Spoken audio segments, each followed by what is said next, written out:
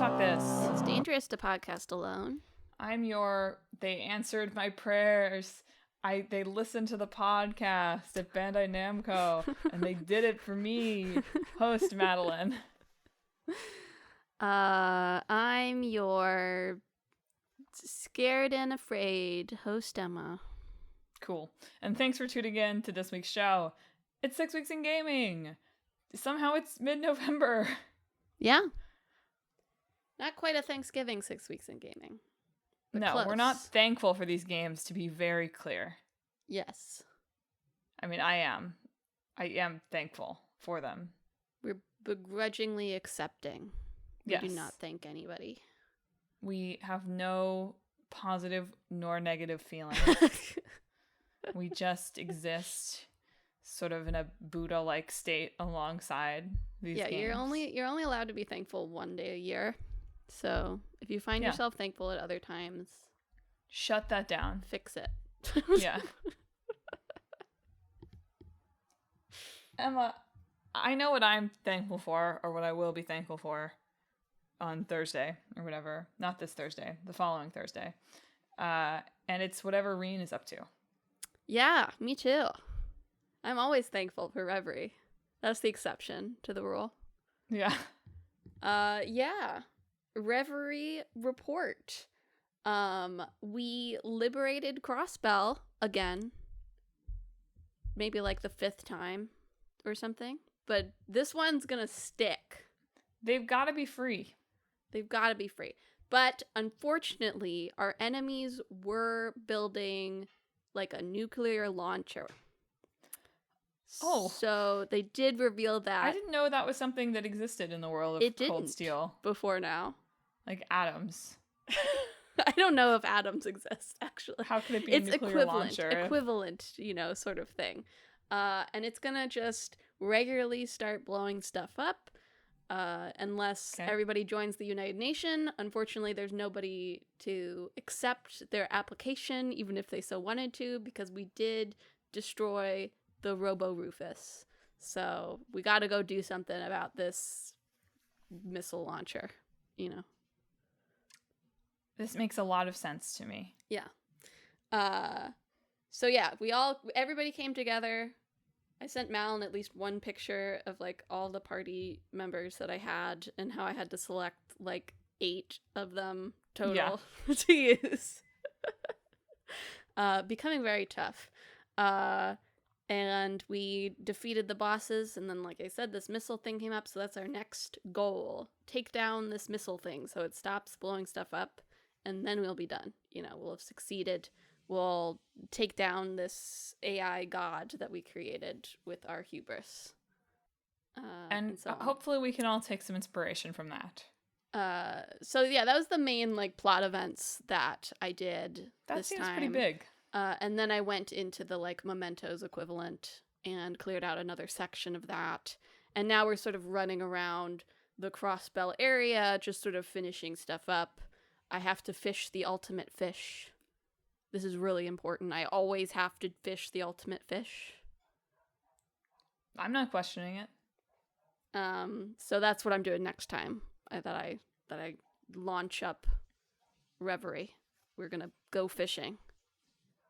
I was missing one fish, so I had to go to the Mementos fishing pond where it just randomly gives you a fish that you could get, and I think I fished like 50 times, and then I got it. Because you have to catch all the other fish before you can catch the ultimate And fish. Was that rewarding for you? What did you feel? It was not as fun as Pom Pom Party. Yeah. Okay. You can cheat a little bit. I did look up. Every fish has its own like pattern. You like click on it to reel it in. So if it was like clearly not the right fish, I could just miss on purpose and not have to go through the whole process of catching it.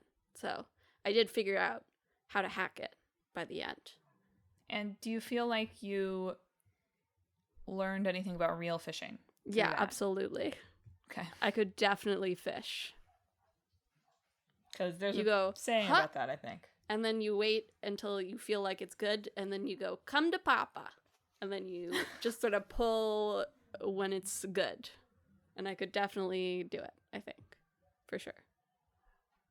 Excellent. I'm glad to hear it. Yeah. Do you think you will finish it by the end of the year? Yes. I'm feeling good about it. I did just look. Our next 6 weeks in gaming, we should figure out how we're handling this. Our next 6 weeks in gaming falls on December 28th. Oh, yeah, we should figure out. Because that's like, yeah. Yeah. All right, we'll talk about it. I guess it falls that way it has to have fallen sort of like that pretty often. Yeah, but, it does, I think. Whoops. Okay, great. I can't wait for you to finish Reverie. Yeah. I'm done with, this is the only game I'm playing on the TV until the end of the year, so I think that will speed up my progress quite a lot. Emma, have they told me how much the Steam station? They have not said yet. What do you think it will be? I've seen floated between like 500 to 1,000.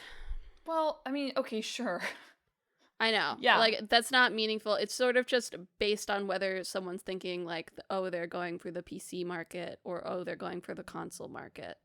Because if it's going to be competitive with like a PlayStation 5, it probably has to be approximately priced like a PlayStation 5. But if it's more like you're buying a pre-made lower-end PC, then that hooks into your TV, then it's going to be more like 800.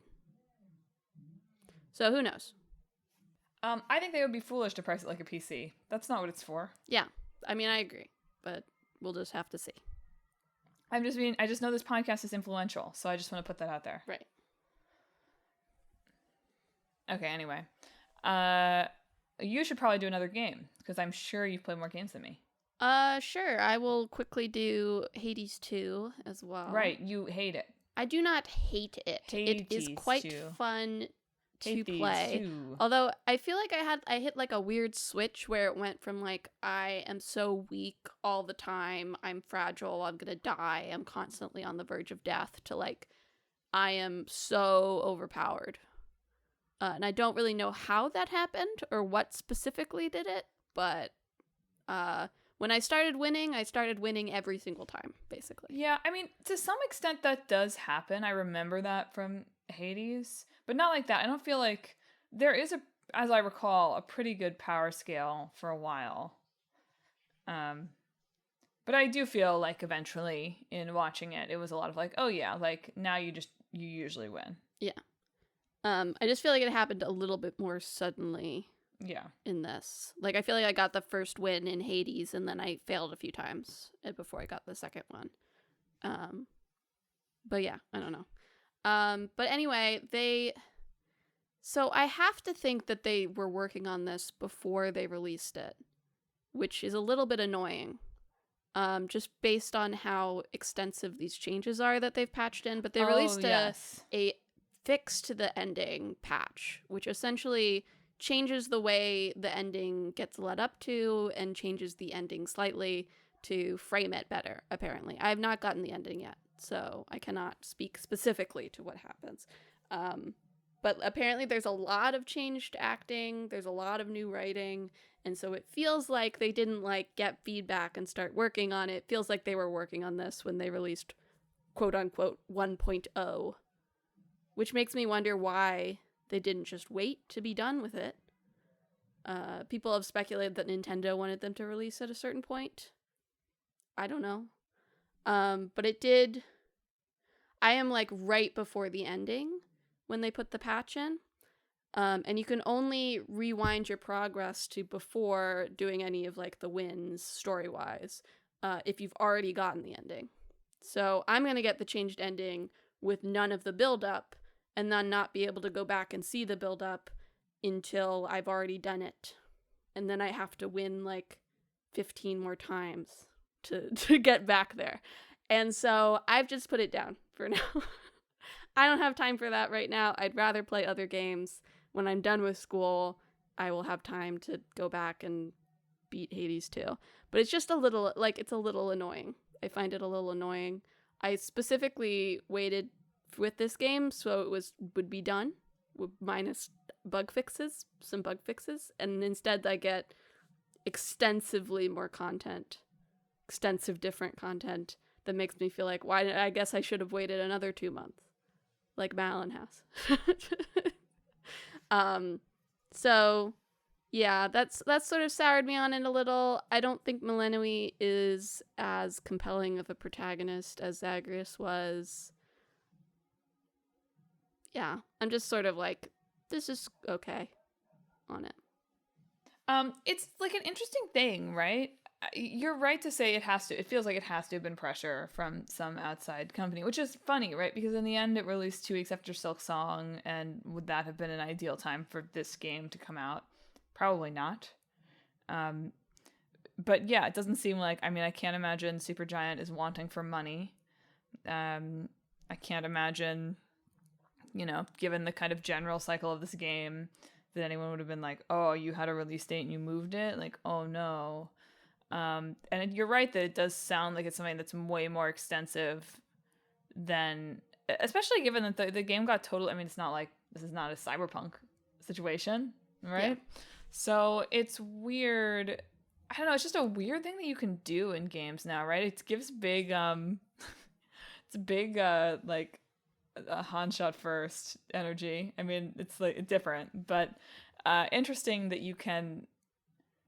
I'm trying to think of other examples of companies or creators going in and making like tweaks quite like that, and not too many are coming to mind. Big gameplay things or big fixes or whatever, but like big narrative rollbacks. I know Baldur's Gate 3, the early access versions of characters can be quite different from the full release version of characters. They also added like an epilogue to the end of the game pretty far after their so-called 1.0 release. But yeah, this one, that one felt like it was specifically also from fan feedback, which you could say is also maybe bad. I don't know. Should we? Sure, there's problems with that too. The third ending in Mass Effect 3 that they added was also a result of fan feedback. This one really feels like they were working on it already. I can't imagine they got all the voice actors back to do stuff in like 2 weeks. I don't know. It just feels... Well, and to me, changing something rather than adding something, I'm putting aside the early access thing entirely, right? If you're doing something in early access, that's on you, right? You've bought a product that is being, you're paying to be the QA tester. Like, that's on you. You've made that choice for yourself, right? But to me, like adding an additional ending or adding an epilogue feels categorically different than saying, hey, we've taken something and we've like changed it. Yeah, I don't know. At some point the book's gotta go to print. Yeah. Well, I'm sorry. I don't know. You're like making it sound so bad that I'm like, oh, I know you're not. I've had plenty of fun with it. Yeah. I just don't think it's their best work. I gotta decide. I think they're capable of better than this. Basically. I feel very validated in not starting it right away. Yeah. Seriously. I probably will. I don't know.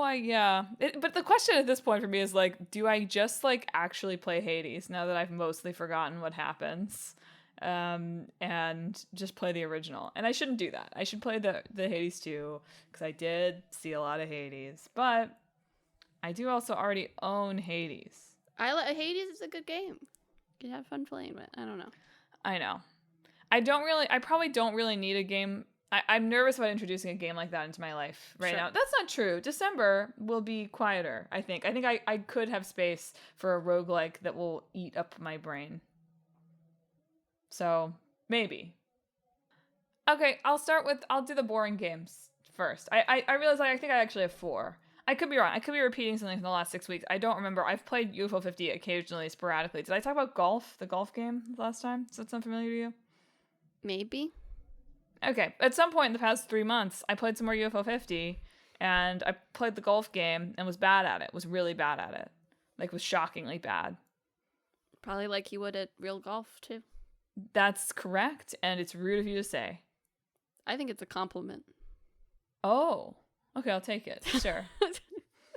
I'm a member of the proletariat. Yeah, exactly. But I did play some more Clair Obscur. Last time I had not, right? I'd taken a 6-week break. Yeah. I did play some more Clair Obscur. Did I play a lot more Clair Obscur? No. Something about this game it's not tickling the, oh, you must play more of this part of my brain. It's a good game. I enjoy it when I'm playing it. I get into it when I'm playing it, and I don't know what about it just doesn't. Sure. It doesn't grab the lobe and go, you got to turn this on. So maybe I'll have a better assessment of that. Well, part of it, I guess, is that there's no map, and oftentimes when I play, I waste 45 minutes at the beginning because I haven't played for a couple weeks, being like, which way is forward? Sure. Which I did do when I played the game this time, the first time. I was like, which way is forward? And then I ran backwards for like an hour. Mm-hmm. Anyway, I did get to the end of, is it Act 1? Yeah, I think so. Where, spoilers, he did. R.I.P. Big G. Rip G. Which I was devastated by, not really for story reasons. I think it's fine that he died for story reasons. I mean, I like Gustav, but, you know, he can be dead. But I was devastated because I understand how to play as Gustav. Yes, he's if you think about it a little bit, he's quite easy to play in a way that kind of gives away that, like, either his play style is going to change or he's not lasting long. I did maybe get a little suspicious. Well, at first I was like, oh, maybe he will not actually be dead. But then I remembered, oh, his skill tree is, like, pretty locked. Yeah. He's got, like, a fake big skill tree. Yeah. And I was like, oh, that sucks. Anyway, I'm really relieved that now we have, you know, old hottie to join us. Yeah. Because I don't want to play as whatever the Moonlight, Starlight character is. Whatever that. I just, that tutorial just smooth brain. Yeah. They were trying to explain to me, like, oh, you accumulate light points and dark points and you use them this way or that way, and I was like, this doesn't make any sense to me. Like, Fair. not even I've gotten out into the gameplay and it doesn't make any sense to me. Like, the tutorial doesn't make any sense. Fair. So that girl will never make the party. Sometimes when I did also get stuck I accidentally walked into a fight at a point where I think I would have, like, if I'd quit, I would have gotten sent maybe pretty far back, I think. I accidentally walked into a fight where, like, everyone was, like, totally dead. And I had to become a parrying god. I played that fight, like, 20 times. We just kept dying. We kept dying. And then finally I got through. Good work. It felt good. It felt stupid as heck, to be perfectly honest, because it was just a random fight. If we had come into it with, like, decent health at all, it would have been fine. But there was one of these enemies that kept doing it hits everyone, like, 5 times attack to start, that I was really bad at parrying until I leveled up. And I mean me, not my characters. Yes. Until me, Madelyn, leveled up and got good. And it was kind of frustrating. This is a random encounter. If I had only thought to chug a potion, and then we got murdered. Anyway, I did eventually get through it, but I mostly say that to say, like, even when I would, like, I stopped even trying to be like, put in the rest of Expedition 33. So it's like, I don't know how to play this girl. She's got terrible Pictos. Yeah. Like, there ain't nothing to do.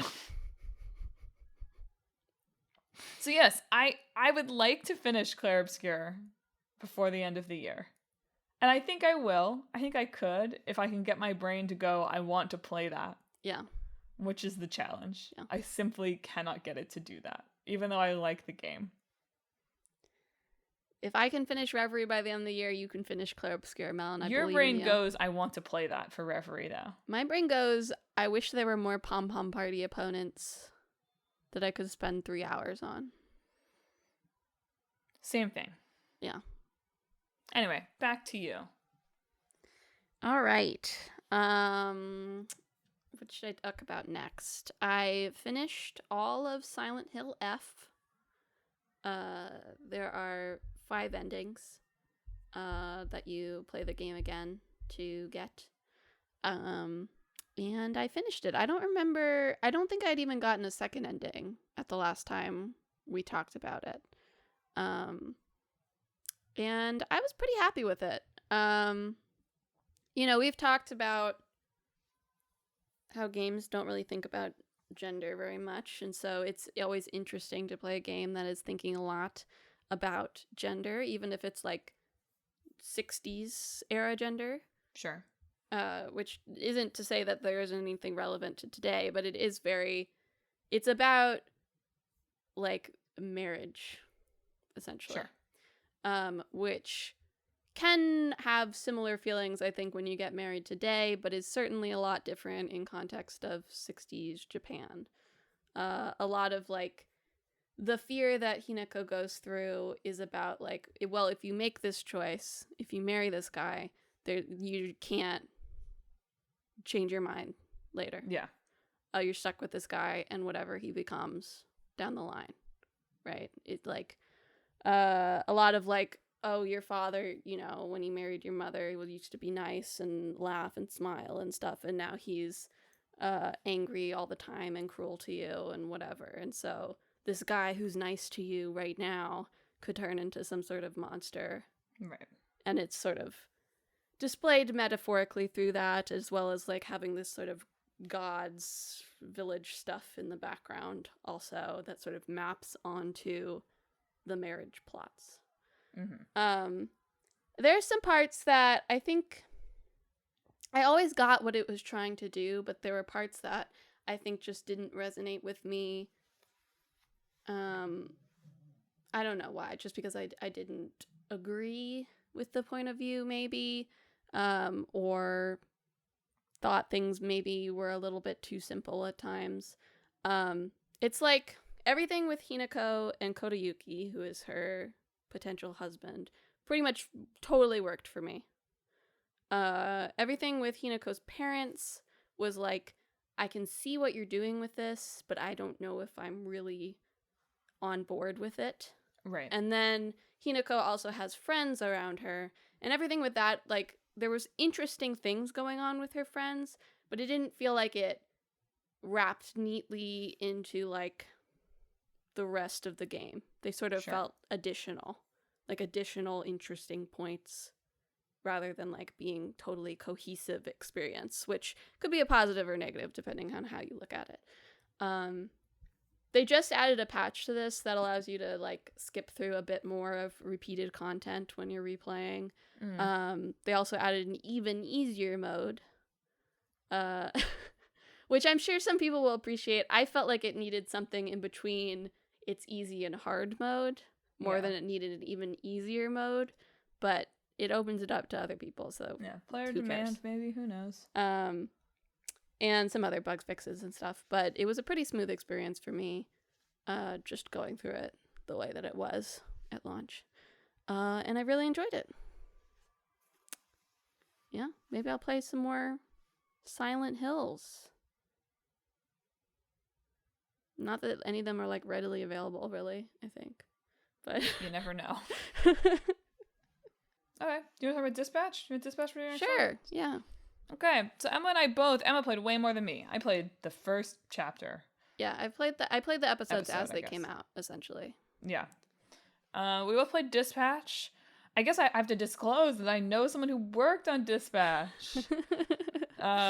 Which I heard about at various points of the I talked to her about it before I knew what the game was, and then, like, they were like, there's this game with Aaron Paul, and I was like, wait, that looks familiar. Yeah. So yes, I know one of the writers / voice actors on this game, so I was excited when it actually came out and figured I'd have to play it. And yeah, so it's superhero game. You might be able to better summarize. For me, the vibe is like Brooklyn Nine-Nine if it had aired on a streaming service. With superpowers. Anyway, the game starts with you playing as, what's his name? Robert Robertson. Robert Robertson. There we go. The third. Who has taken up the family mantle of being Mecha Man, who, in a world of superheroes, is like the Deku, is the powerless superhero, who's got a big metal mecha suit. Yes. Unfortunately, things go bad, and he breaks suit. Yes. And now he can't really be Mecha Man anymore unless he gets recruited into the superhero dispatch network, right? Agency. Yes. Where he will work as a dispatcher, dispatching other heroes to, help out in the city while they fix his suit. And presumably also eventually tracking down... It's not Stain. This game, there was too much My Hero parallels in the first chapter. I was like, it's Stain. It's not. It's like Scourge. They have very My Hero core superhero names. Yeah. In that they're not great, but they get the point across. Yeah. Anyway, there's a villain who killed, Mecha Man II, his dad, who like the first episode is about. You're trying to hunt him down, and that doesn't go well. So I presume that probably continues to be part of it. Anyway, it's from a team that is like some ex-Telltale people, I think. Ex-Telltale and I think like ex-Ubisoft too. Sure. And other places, but yeah. And yeah, has Aaron Paul as the voice actor. I think he is, as of episode 1, I thought he was doing a pretty good job. Yeah, none of the voice acting is bad. It has a lot of YouTubers in it too. Yeah. And they're not doing a bad job. Like they're not like, oh god, this guy sucks, but they're not doing a life-changing job either. Yeah. I'll just put it like that. Yeah.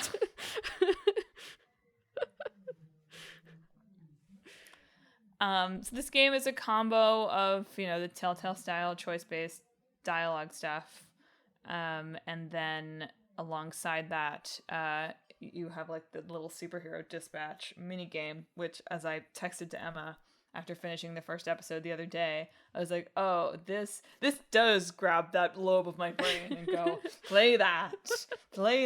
It's got really big cabaret. It's not quite the same, but this is my highest recommendation to play this game, I think. It's got big cabaret club energy for me. Yeah. Like, not quite exactly the same, but like similar idea. Yeah, essentially you have a team of heroes and they each have stats. There's 5 different stats. And certain ones are better at certain ones and certain ones are worse at certain ones.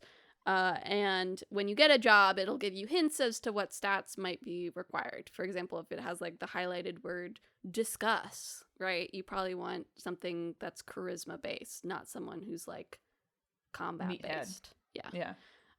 So you try to send the correct heroes for the job. There's like a little pie graph that's what is that called? It's not a pie graph. It's just a little chart thing that opens up that shows like what the recommended stats are, and then your hero stats are mapped on top of it, and then a little ball visualizes like a dice roll to see if you succeed or not. And then your hero has to spend time doing the job and then spend time resting, so you also have to balance when you send each hero out and how many heroes you send for each job. And when you get your permanent team, they do start gaining levels as well, so you can add to their stats as you so desire to. It's very fun. If it had a little bit more complexity, I could see just playing this as its own sort of game. I do wish they kind of had like an endless mode a little bit. They do not, unfortunately.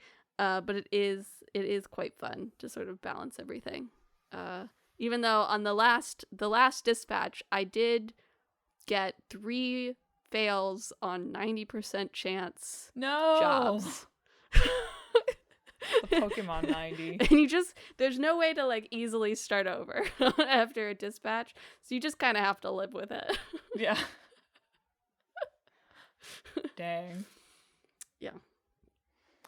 I aced my first dispatch, not to brag. Me too. I did too. 53% of players or whatever. Yeah.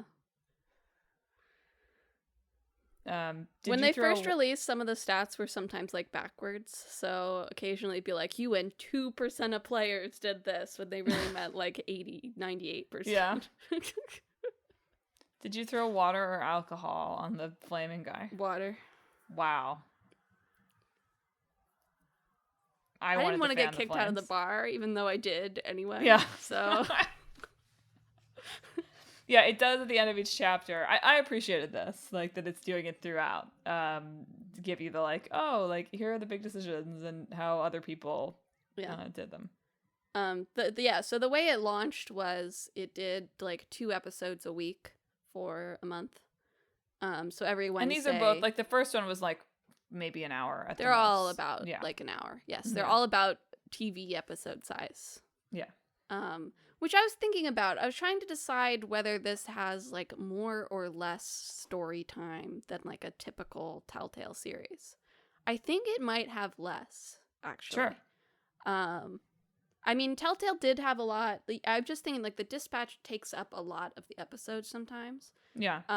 But Telltale did have like the walk and look adventure segments that this is essentially replacing. Yeah. And Telltale only usually had like 5 episodes, but I think they were usually pretty variable in length, but longer than these. I think of the Borderlands ones, I think of as being at least 2 to 3 hours. Yeah. So it was interesting to like play them and be like, man, we're breezy. Yeah. They've also excised the classic silence is an option. Silence is not an option. Robert Robertson will say something if you don't tell him what to say. I can't remember. There was one choice where I was like, oh, I think I missed it. But he said the thing I was going to say. So, yeah, there's some. I think he consistently will pick one if you don't say anything. It's not like randomized. It seems like it's always something. It's an interesting approach. I see there are some times where I wish I could have said nothing. Yeah. But I also see like the design problem with like having silence be an option. I mean, it's really like a fourth option. Yeah. Plus you could like really ruin the pacing in Telltale games if you so desired. Yeah. No, I mean, if it's, as you're saying, if they're modeling on a TV show, that's not what a TV character does. Yeah. Like, TV characters aren't silent almost ever. Yeah.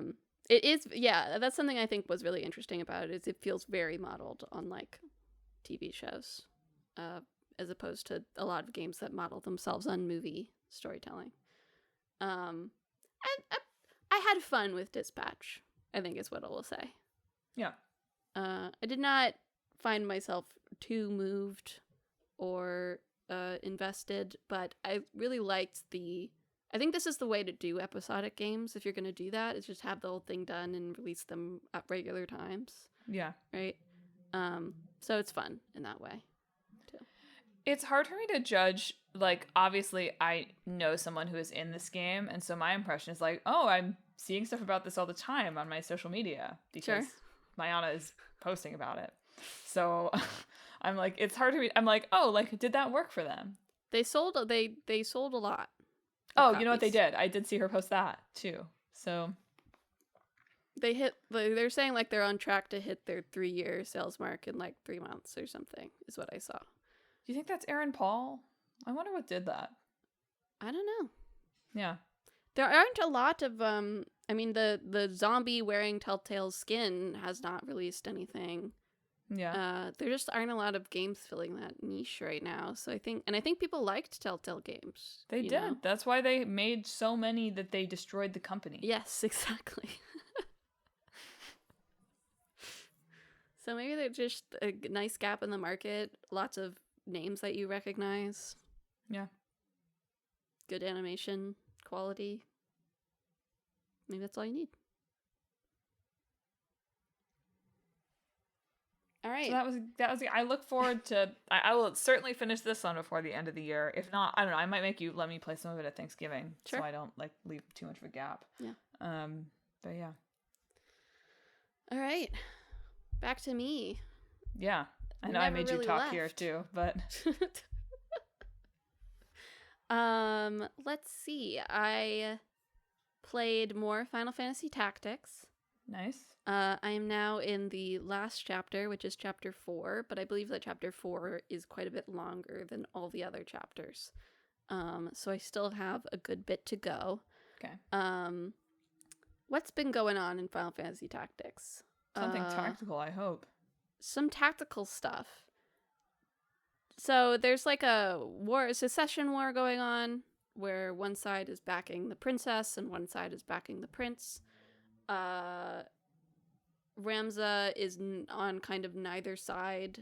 He's been branded a heretic by the church because he killed a cardinal after he turned into like a big monster with the powers reasonable of heretic behavior. the stones that there's all these stones and like this world legend of the Zodiac Braves and how the stones like give them power and they come and save the world or whatever. But these stones also have the power to turn you into like demons, devils, right? They like play on what your desires are and give you the opportunity to realize those desires, essentially, in a sort of what seems like a sort of neutral way, right? Like they just sort of respond to what the person is asking of them. But anyway, Ramza's trying to expose what the church is doing. They're essentially like staging or encouraging this war so that whichever one wins, the church can sort of be the puppet master of. So it doesn't really matter if the prince or princess is chosen. They can control them as they so please. Ramza's good old friend Delita is on the side of the princess because she is an imposter, actually. She was replaced with the real princess when she died when she was quite young, so she's actually a commoner. And so Delita, I believe, is supporting her so that he can reveal that. Nice. And ideally, like, shake up the class system. This does all sound quite tactical, I must say. It's quite complicated. I didn't really map out how I wanted to describe the story before this. Yeah. There's a lot of different factors at play. I really like, there are, like, you can go, like, read up on lore or characters or, like, what the current state of the world is. There's, like, a map that updates that you can scroll back through to see different events and then scroll up to the present. That's like, here's where Ramza is. This is where he's going. This is the person that's here. Here's who has all the stones right now, right? Where is each stone currently in the possession of, right? And it doesn't show, like, everyone. It just shows to what's relevant to that current event. So it can be nice to, like, just quickly look at and be like, right, yes, Isolde took all the stones, so we're running after him. Or whatever. Yeah. It really is quite fun. It's interesting. You spend a lot of the game without very many, like, named characters. You, like, recruit like just random characters from different things. And then when you get named characters, you feel like you should use them, but also, even though their level is on base with probably where you are, their job levels are not, because you can change, like, classes or jobs in this, and then the more you fight in that job, you get job experience in addition to regular experience, where you learn abilities for that job, right? And so what makes the unit actually pretty useful is being able to have lots of different jobs that they can use and abilities that can support each other. So sometimes you have to go and be like, okay, we're grinding job experience now. Yeah. We're going to the random encounter zone, and just these two are going to hit each other over and over again for a while until their job levels up. Yes, that's one quirk of it, is you can, like, just attack your own units if you so choose, either for experience grinding, or that's a way to, like, clear them of a status effect sometimes too. Like, if they're confused, you can hit them upside the head, essentially, and that will clear up their confusion. Yeah, so levels sometimes, like, vary between, like, oh, this is easy, I'm doing good, to, like, oh my god, everybody died on the first turn, what's happening? But I'm really still enjoying it. I'll probably be finished. I should be finished with it by the time next time we talk about it. But it's been a very good time. Yeah, I'm excited to see how the story ends up in the end. How many more you got? I've got one. I have also got one. Amazing. Guess what, baby? Katamari Damacy is back. Woohoo! Katamari Damacy. What is this one even? Once Upon a Katamari, right? Yes. Yeah, you got two Katamaris in a year, right? I know, but this is a real one. I I mean, know Rolling Star what I've had said about new Apple levels, Arcade, right? best deal in gaming, and I probably will play a little more of that one. I need to unsubscribe from Apple Arcade so bad, but I keep thinking I'm gonna play more Katamari. I just keep funneling them my $6.99 a month or whatever. The new Katamari game is so good. Good. It's great. It's like new levels, so exciting. In this one, the king accidentally dropped his scroll, and now the history of the world is gone, and we're traveling back in time. We gotta stop letting the king hold things. Yes, they were just cleaning their house. Still. Intentions were good. Yeah. Anyway, so far I have rolled in Edo, Japan, in the Wild Wild American West, which is really great, and the dinosaur Jurassic era. But there are like many other eras that I look forward to unlocking. The American one there's like a good one where it's like roll up as many drinks as possible. Like Americans love beverages. That's so true. That's correct. That we do. The Edo Japan ones so far are mostly just like, oh, this is the Japanese house that we've been in before, but the coins are different. Mm-hmm. So that's fun. And yes, dinosaurs good. It's a new Katamari game. It feels like a new Katamari game. You can make custom cousins now, which is kind of fun. There's a little bit more collect-a-thon-y stuff. Like there's cousins, there's presents, and also there's crowns. It's making me roll up crowns now to like unlock another level, which I'm a little annoyed about, but that's okay. I don't mind going back and replaying things. And also there are a lot more like power-up pickups, which some of the reviews were like, this is a new thing. It's a new thing for the series. And it is true that picking them up and being able to use them when you want is a new thing, but clearly these people did not play the compilation PS3 game because the King's Heart that sucks everything up is a power-up that has existed since then. Sure. So, fake fan is what I'm saying. Anyway, I'm excited. Oh, and I will say, if you're playing this game and you're not using the classic controls, this game, like the Apple Arcade game, allows you to either do the two-thumb classic roll or do the simple roll with just one joystick. Simple roll with one joystick is for, I hate to say it, losers. Have you tried it, just out of curiosity? No. On principle, I will not. Not even to just inform us about how it feels? I will consider it. Okay.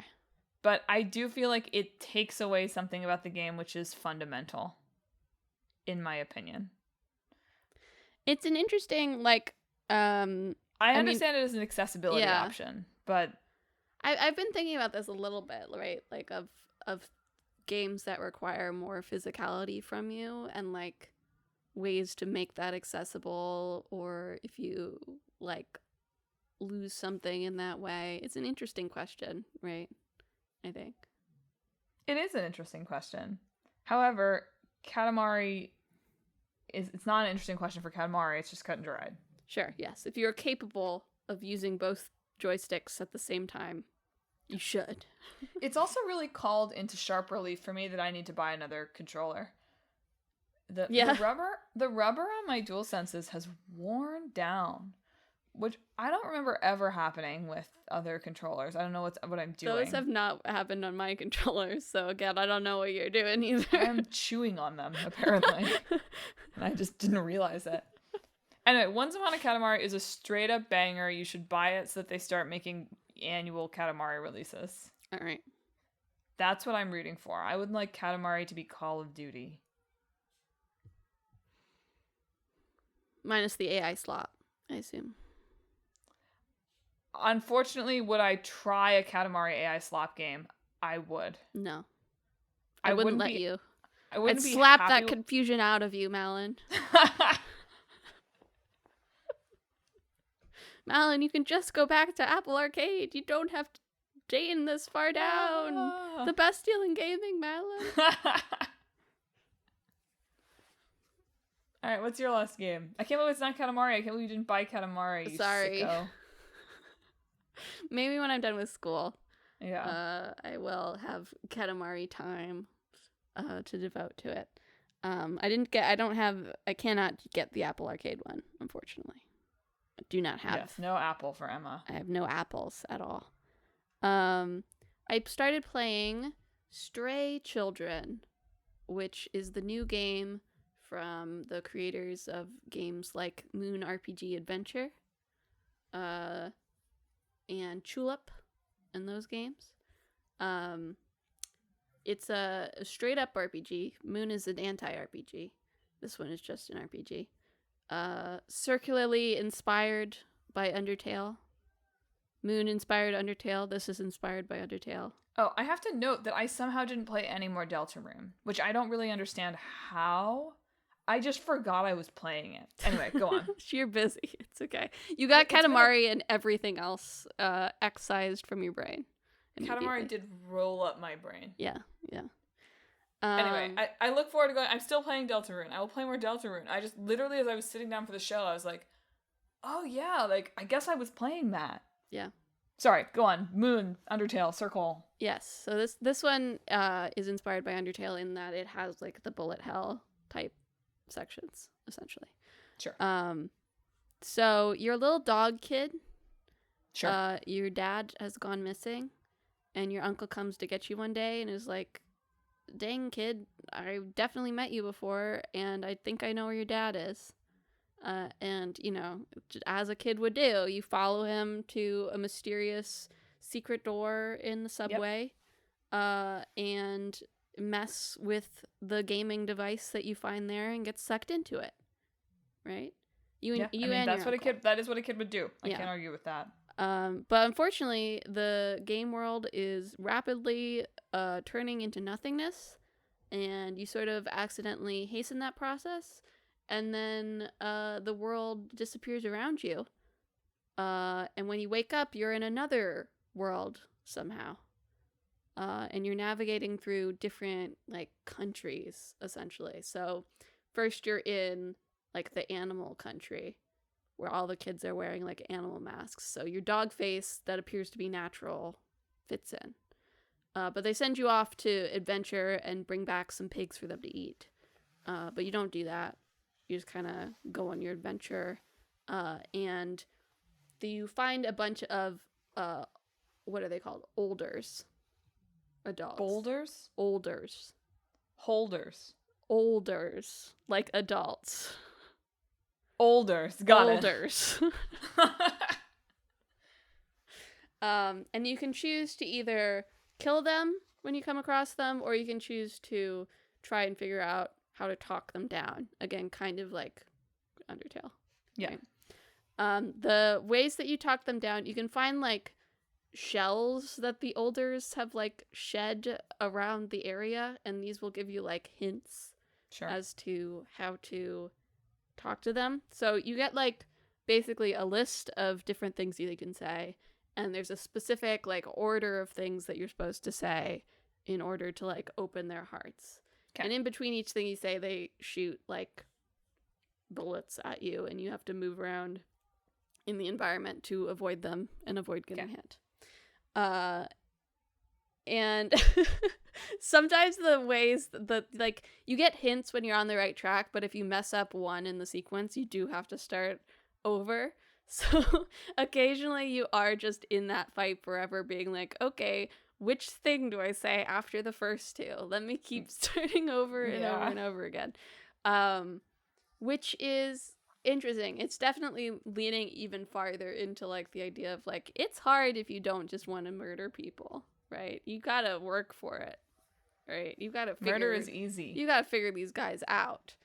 And then there's a boss at the end of each zone. So when you complete the Animal Kingdom boss, you get sent to the prison country where everybody's in prison. And then you have to go and fight the judge of the area. But the prisoners they're not super happy about you messing up their prison country, you know? No. So those are the two like areas that I've completed, the two bosses I've completed. I think there's 3 or 4 more. For as frustrating as it gets, there are some times where I'm like, what am I doing with my life playing this? Yeah. But it's also just there's something very magnetically compelling about it too. There's something very Grabs that lobe. grabs you in its sort of oddness and offness. I did try Moon RPG Adventure a while ago, like when it first finally got localized and released over here. But I think it has a time pressure element that made it hard for me to do. I really struggle with time pressure elements in games. Yeah. In terms of like, there's like time of day and like that's not true. like I played some Moon, I think. Yeah? Didn't I? I don't remember. I'm pretty sure I did. Didn't finish it. But yeah, like daily cycles, not like you have a time limit, like but like you have a time limit and a lot of open-ended things to do. I struggle with. This one does not have that sort of time limit situation, so I'm finding it more easy to get into without just being stressed. Yeah, so I'm gonna keep playing that. And I will have more to report on that front. Oh yeah, your uncle turned into like a dog creature. Is that just a report? Yeah, that's just something I forgot to mention. Information you're sharing with me about. And occasionally you meet like a geese granny who feeds you marshmallows and gives you advice. Sure.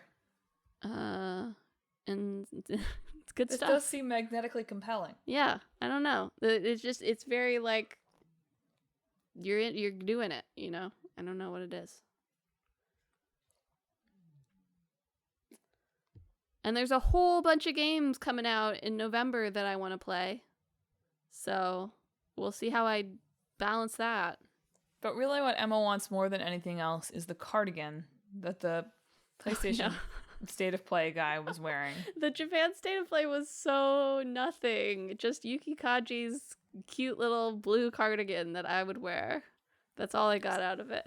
So please find that for Emma. In the meantime, this has been another episode of Talk This. It's dangerous to podcast alone. Listeners, did your uncle turn into a dog-like creature? Have you purchased Once Upon a Katamari so that they start making these like Call of Duty with no AI slop? Do you subscribe to Apple Arcade?